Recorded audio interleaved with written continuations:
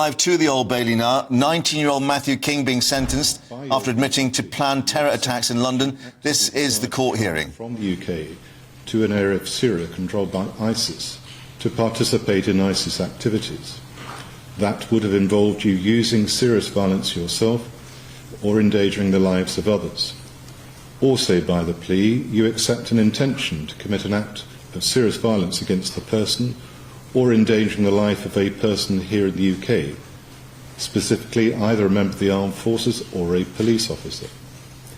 In the written basis of plea, it is said that you have only carried out a terrorist activity here if your plans to travel to Syria and to join ISIS were frustrated. The prosecution does not accept that part of the basis of plea. Both the prosecution and the defence agree that this aspect of the basis of plea does not make any difference to sentence in this case, as on any view you accept you had an intention to commit made types of terrorist act. From what has emerged from the police investigation, it is clear that you are someone who developed an entrenched Islamist extremist mindset, extreme anti-Western views, and that you intended to commit terrorist acts both in the UK and overseas. At secondary school, you are someone who dabbled in drugs and where your behaviour became more aggressive. You were expelled from school and attended an educational unit in Basildon. Your behaviour deteriorated, and it was noted that you would often return home stoned and argue with your mother. You moved to other educational units, finally leaving education aged 16 without any qualifications. In 2020, in a conversation between you and your mother, you spoke about finding faith. As you said you would like to visit a mosque, your mother took you to a mosque in Chelmsford. You also watched videos about Islam on YouTube. This appeared at first to have a positive impact on you. Over time, you started to wear more traditional Islamic clothing. You ordered Islamic books and a prayer mat. You were eating only halal food and were learning Arabic. By May 2021, you were attending the Bin Baz Mosque in Stratford. Your family noted your behaviour had become more extreme. They noted you were having conversations online with a girl. You told your mother she was a doctor or a trainee doctor. You also said you wanted to go to Syria with her in order to help people. Some videos you showed your mother were of a concern to her. They showed motivational chanting, people engaged in heated debate at Speaker's Corner. When your mother commented about these having a negative influence on you, you denied it. You became a member of 2 local community online groups using the name of Mahdi Abdulabdi. One group, the Southend Brothers, had 25 to 30 members, and the other, Southend Shura, 6 members. Your mother was concerned at some of the online material you were viewing, as to her it was promoting hatred. When challenged, you denied it, claimed you were watching videos to inform yourself about the history of Islam.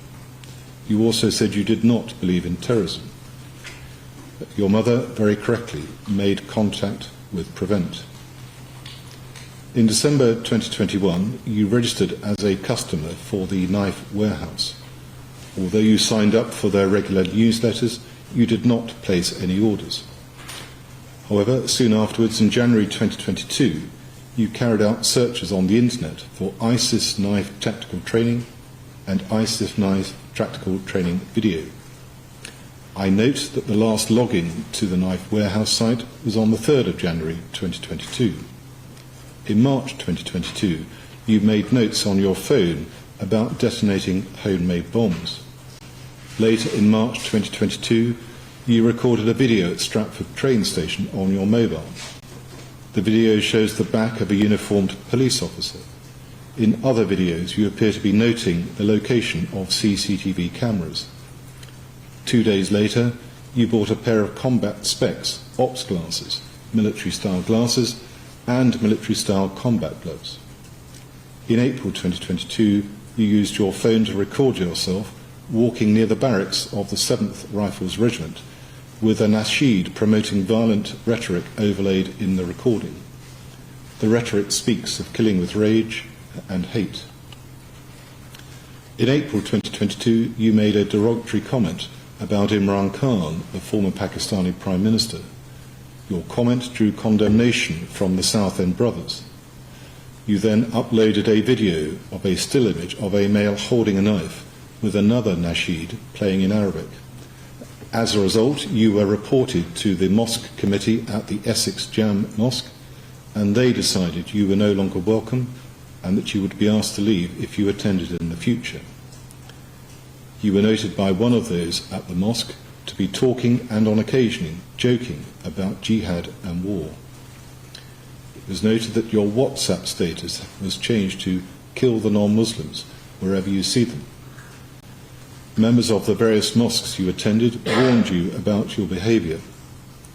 On the 25th of April 2022, you searched the internet for Usman Khan and Karim Butt, along with the London Bridge attack. Links to those involved in the terror attacks on London Bridge and Borough Market in 2017 and at Fishmongers Hall in 2019. In May 2022, on a number of occasions, you were seen dressed in an army jacket or bomber jacket. You were expressing views about how to deal with non-believers.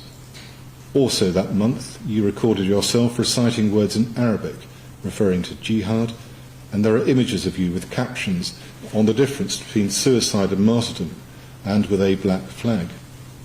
There is a video you recorded at Stratford railway station of a police officer in uniform who appears unaware of you.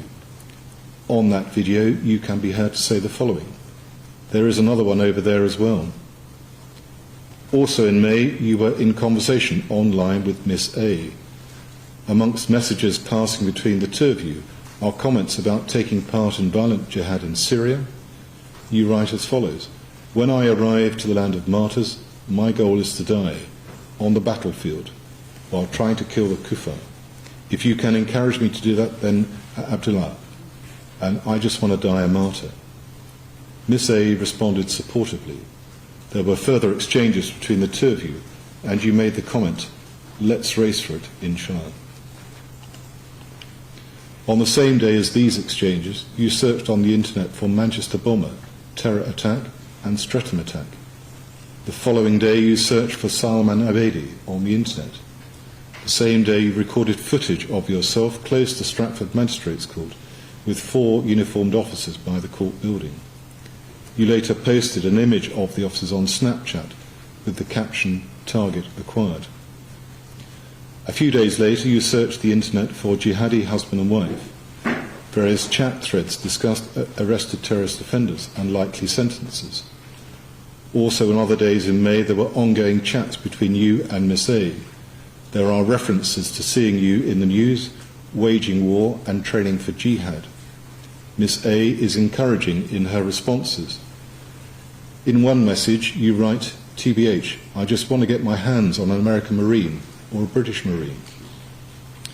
Miss A also responds with encouragement to that and in graphic terms. You also sent her an audio message in which you include how you would get 2 Marines in a room and then them to rape each other. There are references to shooting them in the head and eventually beheading them. The chat between the two of you continues about violence and mutilating people. On the 17th of May, having attended the mosque, there is footage taken by you of being close to and by the gates of the barracks of the 7th Rifles Regiment. Your actions that evening appear to be reconnaissance. Later that evening, you make a Google search on your mobile for Jihadi Jack and Jihadi John. In the early hours of the next day, you carried out more internet searches for Salman Abedi and also on 7/11. Whether there was any reliable estimate of the length of time you will remain a danger, I am of the view that there must in this case be a discretionary life sentence, and that is the sentence I impose upon you. There will be a sentence of custody for life. The risks around you, albeit as a young man, are clear and concerning. The way in which you say some things to professionals and yet say the contrary to others means that there is, in my judgment, no clear picture of when those risks may abate. That position supports my decision as to dangerousness leading to custody for life. You have pleaded guilty. Your plea warrants a reduction in the sentence that would otherwise have been passed. Having reflected on the submissions made this morning, the appropriate reduction in your case is 1/3. Having considered what would otherwise be the appropriate categorisation of this case and the impact of the aggravating and mitigating features, including age and maturity, the appropriate sentence and minimum term, as I indicate, would be one of 9 years custody, allowing for your plea a minimum term of 6 years. As there is now no early release for terrorist offenders, that minimum term is the same as what was used to be called the determinate term. The days on remand, which I'm told number 367 days, will count towards that sentence, and so the sentence of this court is one of custody for life with a minimum of 6 years, less 367 days.